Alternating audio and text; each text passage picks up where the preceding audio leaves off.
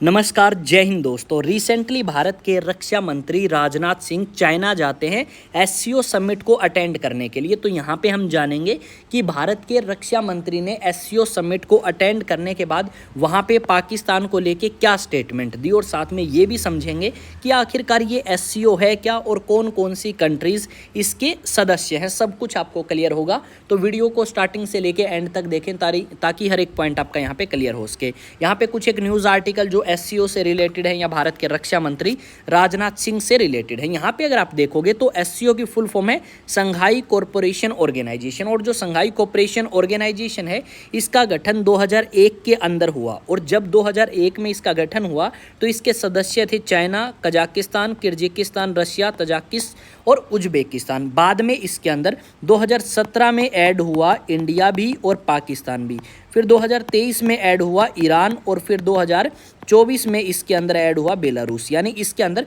फिलहाल 10 member countries हैं। कितनी मेंबर कंट्रीज़ हैं? 10 मेंबर कंट्रीज़ हैं, और ये आप मैप पे देख पाओगे। China, Kazakhstan, Kyrgyzstan, Russia, Tajikistan, Uzbekistan.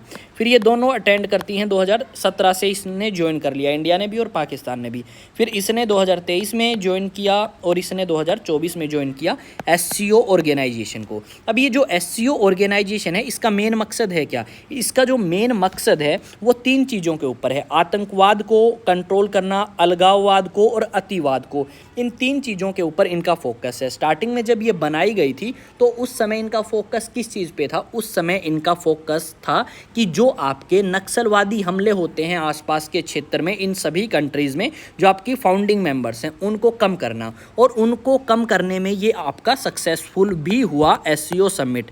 पर यहाँ पे जो आतंकवाद है उसको कम करने में इतना ज़्यादा इंपॉर्टेंट रोल प्ले नहीं कर पाया एससीओ समिट। आज के समय में एससीओ समिट जो हैं वो कराए जाते हैं, पर ये आपके फोकस करते हैं इकोनॉमी पे, इंटरनेशनल सिक्योरिटी पे और पीस पे, साथ में व्यापार के ऊपर भी ये आपस में सहमति बनाते हैं कि किस तरीके से एससीओ मेंबर कंट्रीज़ व्यापार कर सकती हैं आपस में और किस तरीके से इनकी सहमति बन सकती है। अब भारत के रक्षा मंत्री राजनाथ सिंह जब वहाँ पे जाते हैं एससीओ समिट को अटेंड करने के लिए, तो वहाँ पे पाकिस्तान के रक्षा मंत्री भी आए थे।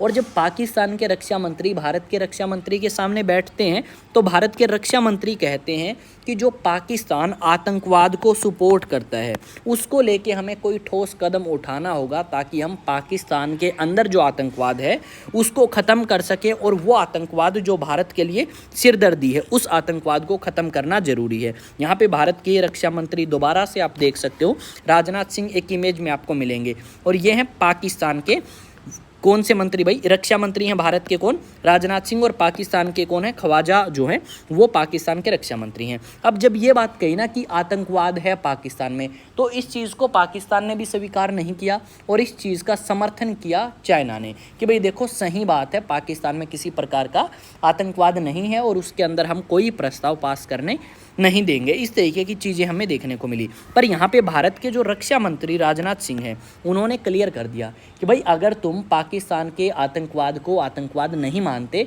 तो हम आपने ये जो डिसाइड किया है ना एससीओ समिट में, जो भी आपने निर्णय लिया है, फैसला लिया है, तो उसके बाद एक साइन होता है, उसके ऊपर हम साइन नहीं करेंगे। और भारत के विदेश मंत्रालय की तरफ से स्टेटमेंट आ चुकी है कि कुछ सहमति ना बनने के कारण भारत ने साइन नहीं किया उस मेमोरेंडम के ऊपर या उस डॉक्यूमेंट के ऊपर जो कि एससीओ समिट होने के बाद आपका लिखा गया, उसके ऊपर भारत ने नहीं किया। और साथ में ये भी कहा भारत ने कि देखो पाकिस्तान में आतंकवाद है और आतंकवाद के खिलाफ ही हमने ऑपरेशन सिंदूर को लॉन्च किया था, और उसमें पाकिस्तान के आतंकवादी अड्डों को या पाकिस्तान के आतंकवादी ठिकानों को हमने टारगेट भी किया था। और पाकिस्तान के ऊपर अलग अलग समय पे आरोप तो लगते ही हैं आतंकवादियों को शरण देने के, आतंकवाद को पनाह देने की, और साथ में आतंकवाद को फंडिंग करने की जो आप कह सकते हो एलिगेशन है वो पाकिस्तान पे लगातार हमें लगती हुई नजर आएंगी। यहाँ पे मैं आपको एक नहीं बहुत सारे न्यूज़ आर्टिकल्स दिखा सकता हूँ।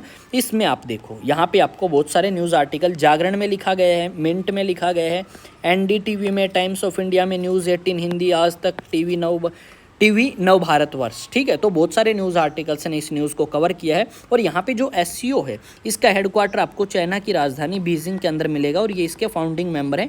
इसकी स्थापना 2001 में हुई। वैसे इसकी स्टार्टिंग जो है वो 1996 में होती है, और उस समय उसका नाम था संघाई 5, क्योंकि इसके अंदर 5 मेंबर कंट्रीज़ थे। पर आज के समय ये 5 कितने हो चुके हैं? ये 5 हो चुके हैं 10। तो टोटल नंबर ऑफ कंट्रीज़ जो हैं एससीओ के अंदर वो फिलहाल आपको 10 मिलेंगी। तो ये सारी की सारी चीज़ें थी, यानी भारत जो है वो पाकिस्तान को घेरना चाहता था और वहाँ पे जो आतंकवाद है उसके खिलाफ कड़ी कार्रवाई की मांग कर रहा था, जबकि पाकिस्तान और चाइना ने मिलकर इस चीज़ को नकारने की कोशिश करी और यहाँ पर भारत ने इसके खिलाफ आवाज़ उठाते हुए उस डॉक्यूमेंट के ऊपर साइन नहीं किए जिसके ऊपर आपका चाइना और साथ में पाकिस्तान करवाना चाहता था। ये चाइना है भाई, ये आपका कौन सा है, इंडिया है, ये कौन सा कंट्री है, ये पाकिस्तान है जो एससीओ के मेंबर कंट्रीज़ हैं। उसके अलावा अगर आप बात करें तो ये भी आपका एससीओ का मेंबर कंट्रीज़ है, ये ईरान भी एससीओ का मेंबर कंट्रीज़ हैं, और भी बहुत सारे मेंबर कंट्रीज़ हैं। तो जो बाकी rest of the member countries बच चुके हैं, तजाकिस्तान, किर्गिस्तान, उज्बेकिस्तान, वो आप मुझे मैप पे बताओगे कि कौन सी कंट्री कहाँ पे है। मिलेंगे एक नई वीडियो, एक नए सेशन, नई न्यूज़, नई अपडेट के साथ। तब तक चैनल को सब्सक्राइब करें, बेल आइकन को प्रेस करें, वीडियो को लाइक करें, शेयर करें और साथ में आप कमेंट करके ज़रूर बताएं आपका रिस्पॉन्स और एससीओ के बारे में आपका क्या मानना है कि भारत को एससीओ समिट से एससीओ से निकल जाना चाहिए, शंघाई कॉरपोरेशन ऑर्गेनाइजेशन से, या उसके अंदर बने रहना चाहिए और पाकिस्तान के खिलाफ लगातार आवाज़ उठानी चाहिए। आप अपना ओपिनियन शेयर करें कमेंट सेक्शन में। मिलेंगे नेक्स्ट वीडियो में। जय हिंद, जय भारत।